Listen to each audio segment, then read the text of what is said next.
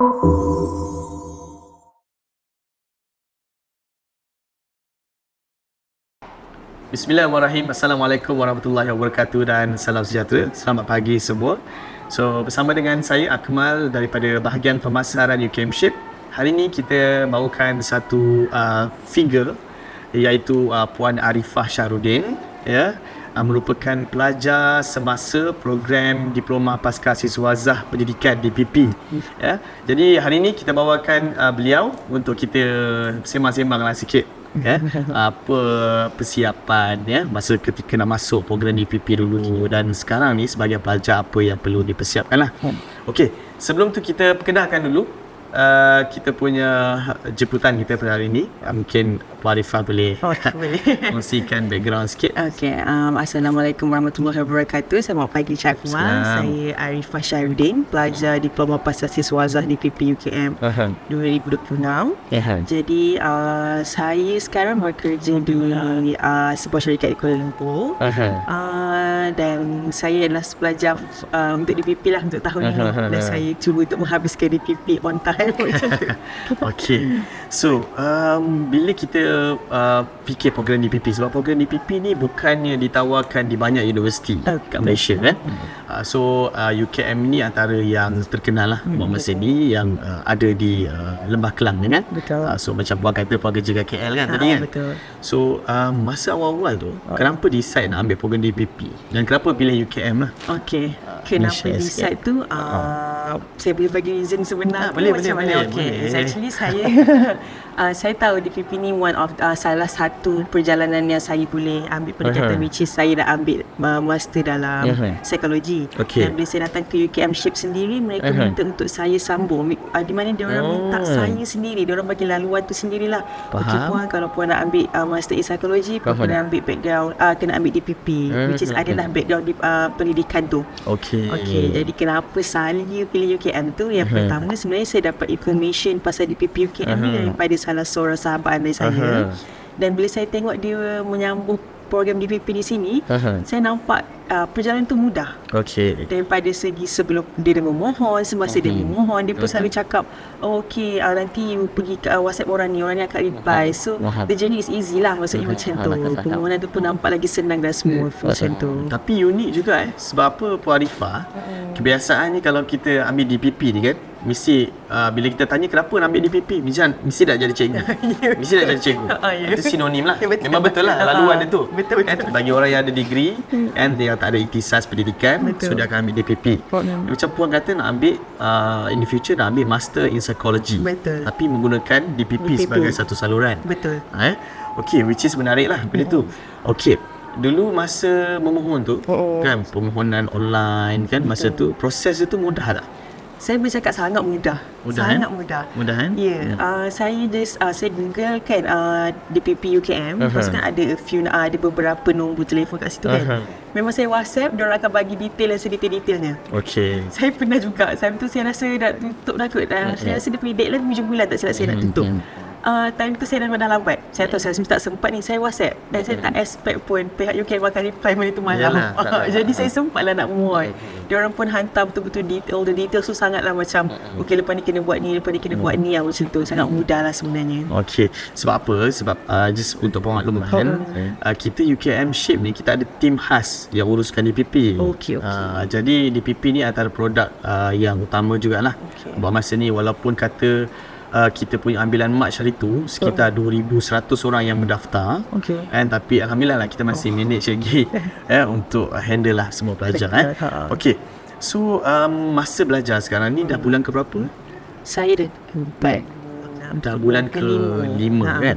Okey, so mungkin Puan boleh share sikit maksudnya masa pengajian tu sekarang ni, pengalaman yang mungkin yang susah ketika belajar. Sebab kita belajar ni mesti ada yang susah, senang kan? Betul. Semuanya mudah kan? Walaupun mendaftar tadi kata mudah kan, tapi bila belajar tu dia susah juga kan? Barulah dia kata kita kata tu pengorbanan kita belajar tu. Mungkin boleh share sikit ke? Okey, kalau untuk saya punya cabaran adalah macam saya nak menyiapkan sesuatu task tu lah sebenarnya. Sebab saya mak seorang anak yang bekerja. Saya kena juggling lah untuk siapkan. Tapi cabaran tu macam sangat mudah sikit orang cakap sebab lihat satu pensyarah boleh. Bukanlah saya cakap bagi pelanggaran in terms of waktu, tapi dia orang punya kelanggaran in terms of macam mana okay, you boleh buat macam ni. Dia orang tak expect, bukanlah dia orang tak expect that high, tak expect terlalu tinggi, cuma dia orang macam sangat membantulah saya cakap. Dia orang bukan saja mengajar, tapi dalam masa sama dia orang macam contoh dia orang ajar untuk guna sesuatu apps. Dia orang sini akan ajar kita. So saya boleh implement benda tu dekat saya punya assignment. In terms of pensyarah macam tu lah. Untuk rakan-rakan seperjuangan pula, saya bersyukur juga. Ya, sebab dia orang boleh bertolak ansur. Saya tahu masa ada komitmen kan. Jadi saya rasa macam kalau kata macam ada apa-apa isu atau masalah, kita boleh sama-sama macam menolong. Boleh bertolak ansur lah. Contohnya kalau nak ada perbincangan, tak semestinya kena waktu pukul 3 juga. Katalah tiba-tiba ada cancel last minute, okay, kita boleh ajak waktu lain. So cabaran tu mungkin menyiapkan tugasan sahaja. Daripada environment, orang sekeliling saya sangat okey. So sebab apa saya tanya, sebab selalunya bila kita belajar, kita selalu ada assignment individu yang kita ikut masa kita lah bila kita nak buat. Tapi ada juga grouping assignment. Yang grouping assignment ni selalu masalah sikit lah kalau kita punya teammate tu kan tak bagi kerja sama kan. Kalau saya personally saya rasa individu tu lagi mencabar. Betul. Sebab saya alhamdulillah saya dapat group yang macam memang diorang akan update. Okay, you buat bahagian ni, okay, korang deadline dekat sini. 2 hari sebelum, 3 hari sebelum dah bagi tahu dah. Lagi 3 hari, lagi 2 hari. Macam countdown lah macam tu. Kalau individu ni saya macam mengharapkan saya untuk okay, itu tarikh dia. Saya tidak faham tak? Saya rasa ini tu lagi mencabar. Dia sebab di PP ni dia lain sikit.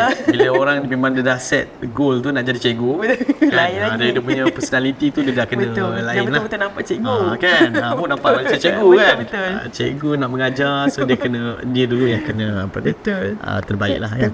Okay. So tadi menyebut pasal pensyarah tadi kan. So overall pensyarah macam mana? Okey tak? Dia membantu ke tak? Sangat membantu.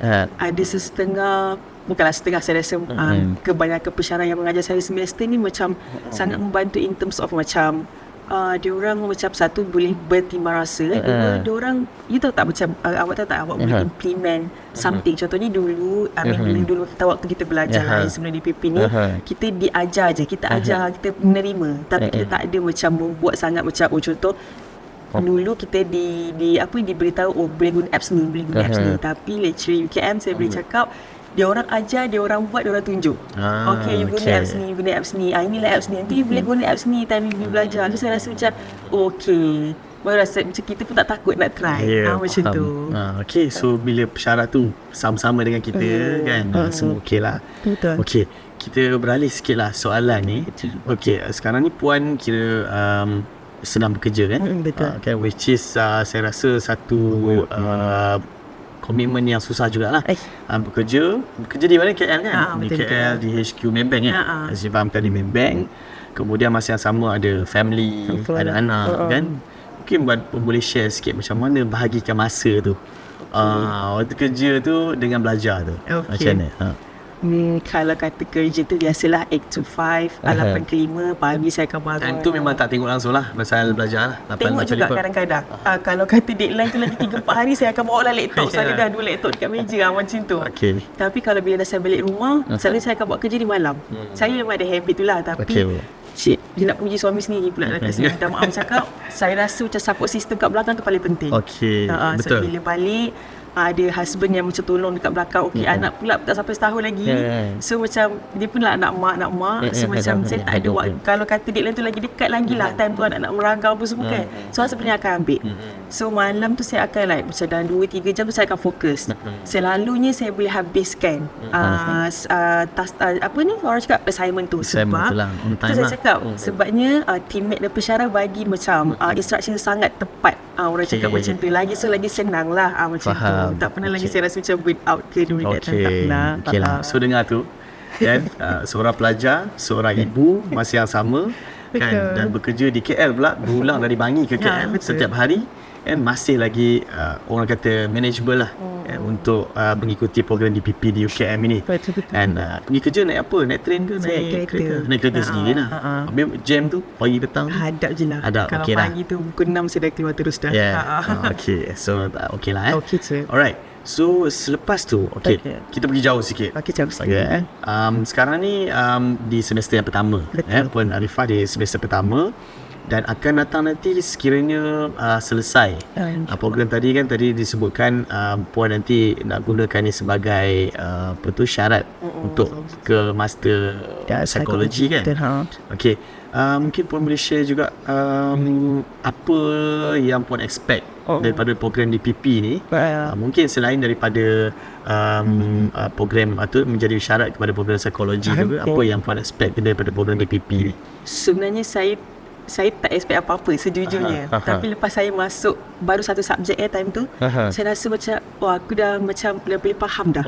Bukanlah faham apa maksudnya, macam persyarat tu sendiri macam saya tak rasa DPP tu hanya dia fokus kepada pembelajaran dan pengajaran. Cuma ni kadang-kadang persyarat tu sendiri bagi real life experience maksud saya. Diorang pun ada ambil sedikit-sedikit pengalaman real life experience diorang bercerita dengan kita. Lepas tu ada sikit mungkin bab-bab yang saya rasa macam berkaitan dengan psikologi yang saya nak ambil nanti. Macam tu. Maksudnya macam dia macam mana nak cakap, dia macam dia taklah bekerjasama dalam sesuatu bab tu. Cumanya saya rasa DPP ni mungkin ada sikit dalam 1 hingga 2% yang mungkin saya boleh bawa kepada psikologi nanti, tajuk-tajuknya, sebab dia bermain dengan emosi, dengan intelektual kan. So saya rasa macam ada kena-mengena lah macam tu. Faham. Maknanya bila kita belajar DPP ni bukannya semata-mata je lah nak jadi cikgu ke kan, nak sambung master tu kena ada persediaan dia. Betul. So inilah tempoh persediaan untuk program kita kata nak sambung ke master ataupun PhD nanti kan. Akan datang. Okey. Sepanjang belajar 5 bulan ni, ada tak perkara menarik ataupun perkara yang mungkin kurang menarik yang nak dikongsikan? Perkara menarik. Saya ingat boleh ni sampai sekarang kita kan kena ada pembahagian kumpulan kan. Saya ada seorang kawan lelaki. Saya mula-mula pandangan saya dekat dia macam ya Allah belagaknya budak ni macam tu. Kita adalah daripada zaman dulu kita ada rasa macam kita nak dengan circle ni je, tak nak tukar tempat, tak nak tukar arah. Tapi kawan saya ni cakap apa? Saya cakap dengan dia, nanti aku nak grupkan kau je lah sampai habis semester, sampai ke habis DPP ni lah. Dia cakap apa dengan saya?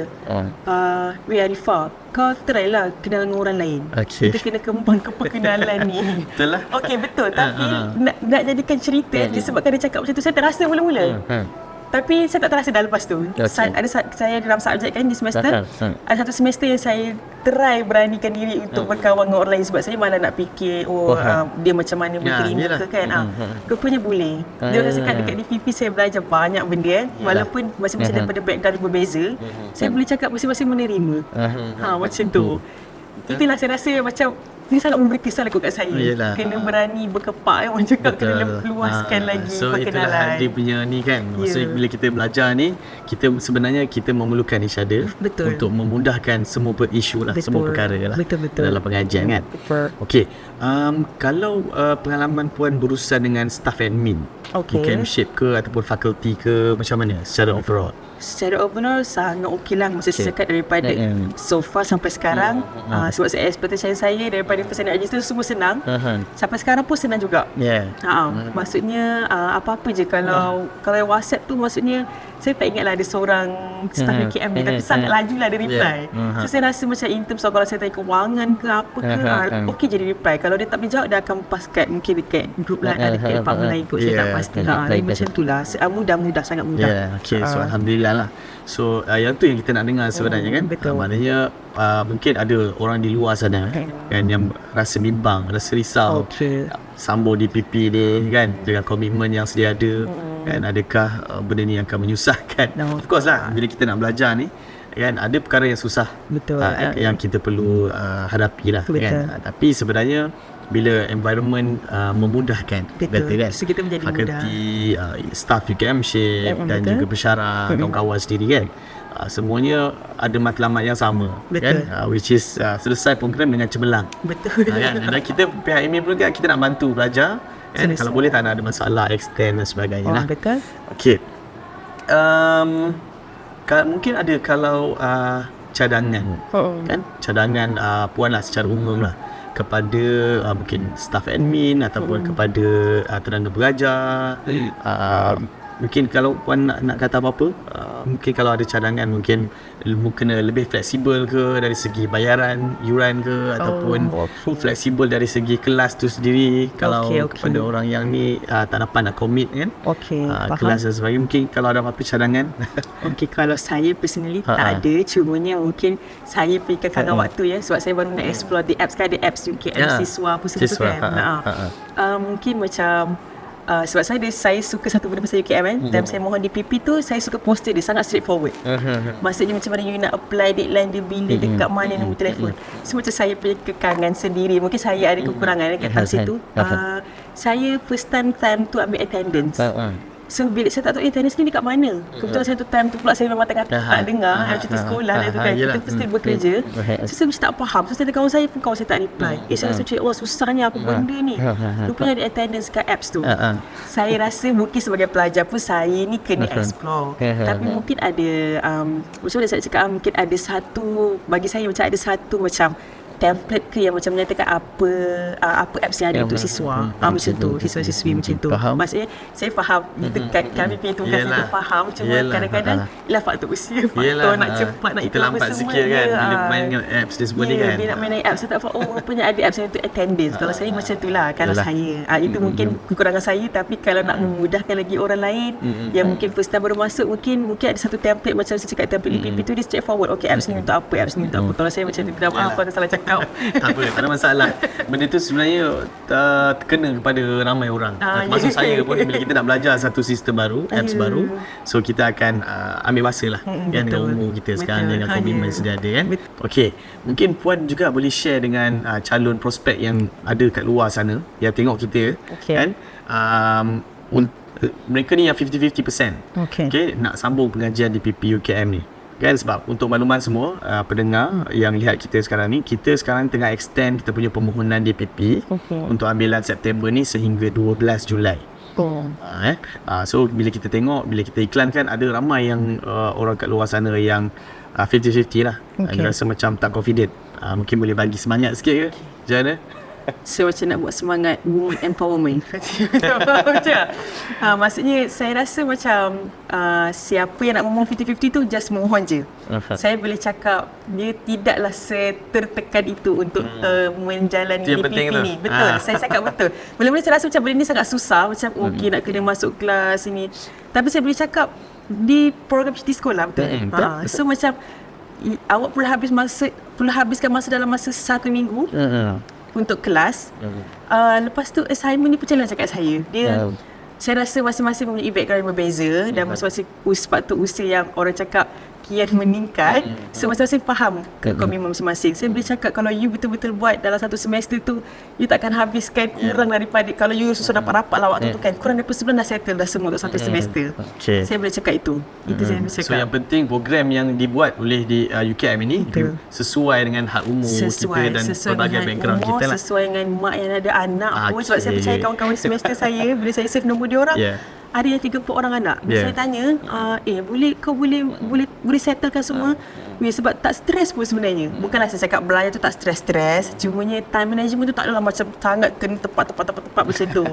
Dia ada, orang cakap ada kelonggaran sikit. Dia pun tidaklah sangat ada flexibility macam tu. So mak-mak mesti boleh buat juga. Walaupun saya rasa yang paling ramai 50-50 adalah mak-mak sebenarnya. Betul. Saya rasa. Sebab saya pun 50-50 juga dulu. So saya rasa perempuan kalau sana boleh je. So korang yang berminat kan, kita masih lagi buka permohonan sekarang ni. Pergi ke Join UKM segera dan lengkapkan permohonan sebelum 12 Julai. Kita masih buka lagi. So dalam masa seminggu ni anda boleh buat permohonan lah secara online. Mungkin yang terakhir soalan, kalau ada 3 perkataan lah yang boleh menggambarkan program DPP UKM ni, apa perkataan tu? Yang terfikir Tadi satu dah cakap dah. Apa dia? Terus cakap fleksibel. Fleksibel. Betul. Cemerlang. Ya, cemerlang sebagai pelajar. Ya, bersatu. Alah, benda lagu kan? Bersatu betul. Macam lagu sekolah pula. Semuanya bersatu. Pensyaraf, UKM-ship punya management pelajar. So kita kena bersatu. So mudahlah benda tu. Macam tu. So fleksibel, cemerlang dan bersatu. Itulah ayat yang ataupun perkataan yang sesuai yang difikirkan oleh Puan Arifah kita. pada hari ni. So saya rasa sampai situ saja kita punya perbincangan kita pada pagi ni. Mungkin kita boleh sembang lain pula dekat kedai kopi ke macam mana. Boleh. Okey, anda sebagai calon pastikan hantar permohonan dalam masa yang terdekat sebelum 12 Julai ini untuk ambilan September 2026. Okay, so terima kasih di atas komitmen kan jauh-jauh nak datang sini dan sebagainya, terpaksa off kerja sekejap kan, untuk pastikan korang mendapat maklumat ataupun info yang tepat daripada seorang pelajar di PPUK pada tahun ini. Terima kasih juga sebab sudi jemput saya. Okey. Kita mungkin akan jemput lagi. Boleh. Untuk sesi akan datang bila dah selesai program ini. Boleh. Okey, sekian. Kita jumpa lagi di episod akan datang. Assalamualaikum warahmatullahi wabarakatuh.